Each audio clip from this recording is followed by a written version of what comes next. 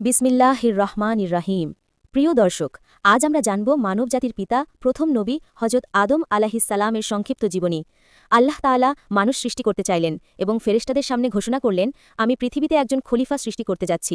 সূরা বাকারা ৩০। তখন আল্লাহ আদম আলাইহিসসালামকে মাটি দিয়ে সৃষ্টি করলেন, তারপর তার মধ্যে নিজের রূহ ফুঁকে দিলেন। এইভাবে তিনি হলেন প্রথম মানব এবং প্রথম নবী। আল্লাহ আদম আলাইহিসসালামকে জান্নাতে স্থান দিলেন এবং সঙ্গী হিসেবে সৃষ্টি করলেন হাওয়া আলাইহিসসালামকে। কিন্তু আল্লাহ তাদের একটি নির্দিষ্ট গাছের ফল না খেতে নিষেধ করেছিলেন।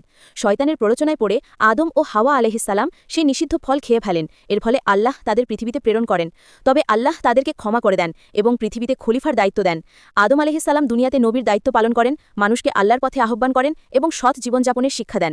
তিনি প্রায় ৯৬০ বছর বয়স পর্যন্ত জীবিত ছিলেন বলে হাদিস থেকে জানা যায়। তার মৃত্যুর পর তাকে দাফন করা হয়। হজরত আদম আলাইহিসসালামের জীবনী থেকে আমরা শিখি, আল্লাহ ক্ষমাশীল, তবে তার আদেশ মানা আমাদের প্রধান দায়িত্ব।